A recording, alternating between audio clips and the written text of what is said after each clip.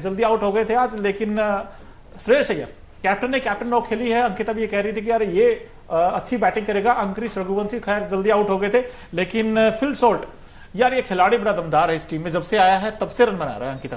बिल्कुल, और बात वही होती है ना मोनू की हर बार इन्होंने इम्प्रेस किया अपने आप को, और जब आप एज अ ओपनिंग करने आते तो उम्मीद ये होती है कि वो रन को आप एक बड़े टारगेट में, एक बड़े रन पर तब्दील करें। तो यहाँ पर फिल सॉल्ट ने अच्छी बल्लेबाजी की है और नॉट आउट अभी वो लौटे हैं। तो फिल सॉल्ट की बल्लेबाजी अच्छी थी, लेकिन श्रेयस अय्यर के बल्ले से जो रन निकले आखिर मोनू वो निराश करने वाले हैं, क्योंकि 38 पे उन्होंने 38 बनाए हैं। बिल्कुल, इस टीम में अगर देखा जाए बैटिंग में भाई फिल सॉल्ट और बॉलिंग में मिचेल स्टार्क के दो बड़े हीरो हैं केकेआर की जीत के। और आज आप बात भी कर रहे थे, प्री मैच शो में बात कर रहे थे कि आज मिचेल स्टार्क जो है वो अच्छी गेंदबाजी करते नजर आए। मैंने कहा था कि अगर इतना महंगा प्लेयर है तो भाई कुछ तो करके दिखाओ। आज 4 ओवर में 28 रन देकर 3 विकेट झटके हैं इन्होंने आज दिखाया है कि भाई मेरे अंदर वो विल पावर है। वो आज उन्होंने जिस तरीके की गेंदबाजी की है, बिल्कुल डेथ द हार्ट कहते हैं जिसे, ब्लॉक हॉल में गेंद की बार बार और यॉर्कर स्टिक डालते इनकी ये खास। और देखिए मुंबई से इस वक्त की बड़ी खबर सामने आ रही है, जहां पर मुंबई इंडियंस ने टॉस जीतकर पहले बॉलिंग करने का फैसला किया, यानी कि वानखेड़े में स्वागत करेंगे धोनी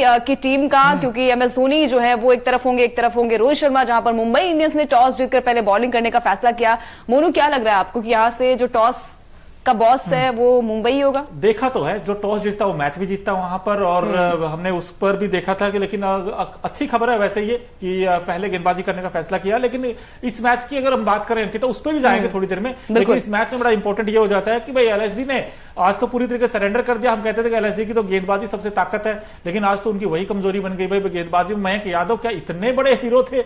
अगर उसके बाद देखा जाए भाई हर्षित राणा जिस तरह की गेंदबाजी की थी, वैसी गेंदबाजी यहां पर नहीं कर पाए, चाहे यश ठाकुर हो। और अगर आप देखोगे शमार जोसेफ, जो कहते हैं आगाज ही अगर अच्छा ना हो फिर अंजाम कहां से अच्छा होगा। पहले ओवर में 22 रन आ गए, अब बताइए वहीं से पूरा मोमेंटम चेंज कर दिया वैसे। और सिर्फ मोहसिन खान के अलावा किसी और गेंदबाज ने शायद विकेट भी नहीं लिया। 2 विकेट गिरे वहां पर। फिल सॉल्ट की अच्छी बल्लेबाजी, श्रेयस अय्यर की अच्छी बल्लेबाजी इसलिए नहीं कहूंगी क्योंकि गेंद ज्यादा इक्वल थे, रन्स भी और बॉल भी। तो यहाँ पर चलिए टारगेट इतना बड़ा नहीं था मोनू, और कि उसको चेज न कर पाना थोड़ा मुश्किल होगा। लेकिन केकेआर की इस जीत के साथ ही पॉइंट्स टेबल पर भी हम कहते हैं ना कि अगर आप जीत से आगाज करते तो आपकी जो स्थिति होती है पॉइंट्स टेबल पर वो भी अच्छी रहती है। तो केकेआर ने इस जीत के साथ ये तो बता दिया कि भाई पिछला मैच भले हम हार कर आ रहे हैं, लेकिन ये मैच में कुछ अलग ही केकेआर नजर आई। नहीं, बिल्कुल बहुत अलग नजर आई। आज तो शाहरुख खान इनफैक्ट मैच देखने आए थे और केकेआर ने बड़ी शानदार जीत हासिल की। इसमें अगर आप देखोगे तो मोहसिन खान ने बड़ी अच्छी गेंदबाजी की एलएसजी के लिए। 4 ओवर में सिर्फ 29 रन दिए और 2 विकेट झटके, और दोनों एक तो शॉर्ट ऑफ लाइन गेंद पर सुनील नारायण को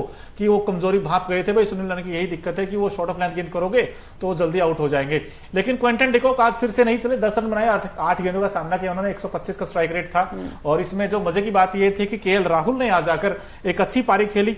हालांकि उन्होंने भी 39 ही बनाए 27 बॉल में, लेकिन उन्होंने इंटेंट दिखाया था, लेकिन दूसरे एंड से विकेट गिरते चले गए। और वही हम बार बार बात कर रहे थे अंकिता से कि भाई एलएसजी का जो मिडिल ऑर्डर है वो उस तरीके के रन आए नहीं अंकिता, वो उस तरीके दिखाई नहीं कि भाई हाँ हम रन बना सकते हैं। दीपक हुडा हो, उन्होंने भी लगातार और कंसिस्टेंट निराश कर रहे इस टीम को। और आयुष बडोनी ने पिछले मुकाबले में अच्छी पारी खेली थी, आज भी खैर 29 बनाए। लेकिन मार्कस स्टोइनिस अब ये वो खिलाड़ी है जिसके दम पर ये टीम हमेशा कहती है कि यार ये खेलेगा तो अच्छा ये टीम करेगी, लेकिन आज वो सिर्फ 10 रन बना पाए। और फिर वही जो कहते हैं ना संकट मोचक हमेशा निकोलस पूरन, इनके ऊपर आ जाती सबकी उम्मीदें कि भाई निकोलस पूरन अच्छा करेंगे। आज ही बेचारे ने अच्छा कर दिया, हर बार ये मैच बचा लेता है, लेकिन आज नहीं बचा पाया। बिल्कुल आज नहीं बचा पाई ये मैच। और इस मैच में कई सारे हमने देखे कि वीक लिंक्स नजर आई, उनकी मिडिल ऑर्डर भी कमजोरी थी, जहां पर मार्कस स्टोइनिस एक मैच में चलते उसके बाद वो स्टोइनिस नजर नहीं आता है मोनू। और जब गेंदबाजी की बात आती है तो जैसे मोनू ने कहा कि मयंक यादव के न रहते हुए क्या इतनी बड़ी सी आफत आ गई कि आपका मैच बिल्कुल बदलता जा रहा है। पिछला मैच भी आप चलिए वो हार कर आए थे, लेकिन उम्मीद थी कि यहाँ से जीत का आगाज होगा।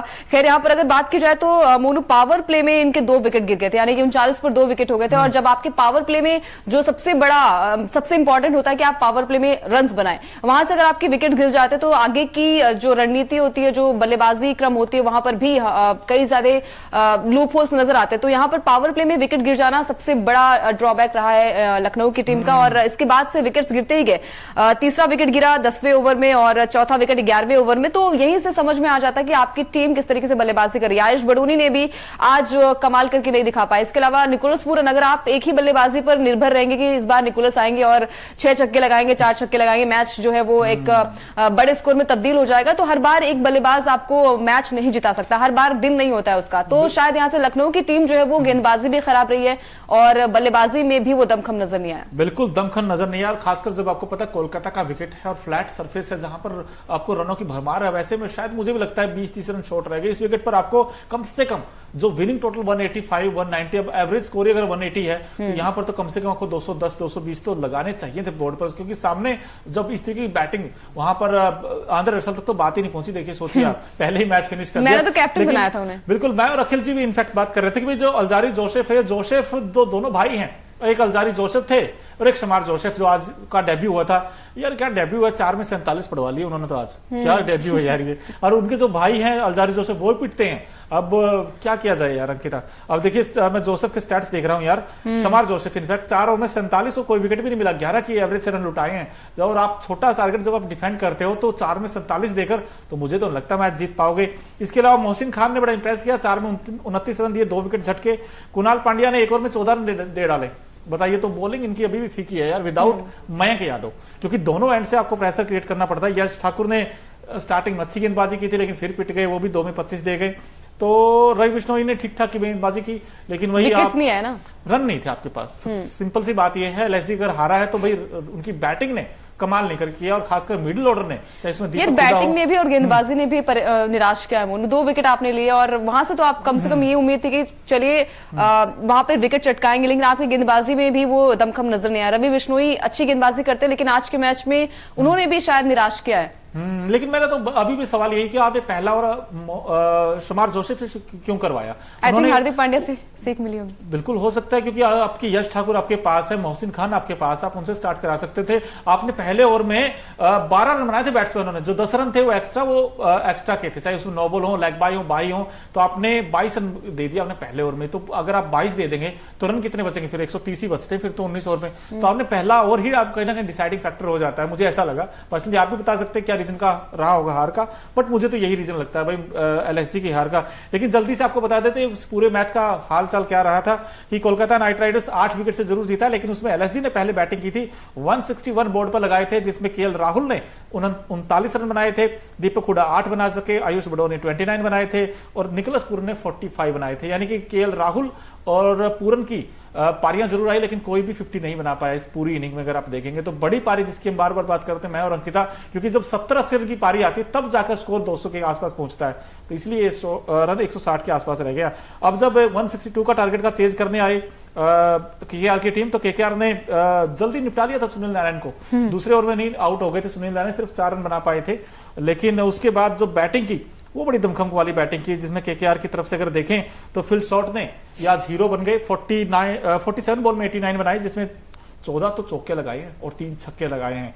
ये खिलाड़ी मुझे ऐसा लगता है कि इस बार इस आईपीएल में केकेआर की तरफ से हाईएस्ट रन गेटर होगा। बिल्कुल, फिल सॉल्ट जो है वो गजब की फॉर्म में है, क्योंकि हमने पहले मैच में भी देखा था, एक मैच भले ही हार कर आ रही है वो चेन्नई से, लेकिन फिर भी केकेआर में वो दमखम नजर आता है, वो भूख है मोनू जीत की। और इस मैच में भी हमें देखने को मिला कि बल्लेबाजी कमाल की रही है। उन्होंने 2 विकेट भले ही गवा दिए थे, लेकिन फिल सॉल्ट जो थे एक एंड से मैच को उन्होंने बढ़ाया और पारी को एक अच्छी, वही चीजें होती है ना कि भले ही बड़ा टारगेट नहीं था, 162 रन बनाए थे यहाँ पर लखनऊ की टीम ने, लेकिन उसको चेस करने के लिए आपकी तरफ से बल्लेबाजी अच्छी हुई है, और जब बल्लेबाजी अच्छी होती है तो उसका अंजाम भी अच्छा होता है। और आपने देखा कि केकेआर ने इस जीत के साथ पॉइंट्स टेबल में 8 पॉइंट्स हो गए इनके, और दूसरे नंबर पर है। दूसरे नंबर पर पहले भी थी, लेकिन चीजें वही होती है ना कि आपके रन रेट में भी इजाफा होता है। इजाफा होता है भाई। आज हमने देखिए डिकॉक जल्दी आउट हो गए थे, लेकिन केएल राहुल ने अच्छी पारी खेली और केकेआर की जीत आई। इस जीत में कई सारे हीरो हैं। अब एक खिलाड़ी ऐसे भी हैं जिसने आज की जीत में सबसे बड़ा रोल प्ले किया है, तो हमारा खास सेगमेंट है Okinawa effective player of the match कौन है, क्योंकि ओकिनावा की जो स्कूटी कॉस्ट फैक्ट्री तो है ही, माइलेज बड़ा अच्छा देती है, तो एक बार देख ही लेते हैं भाई Okinawa effective player of the match कौन है आज के।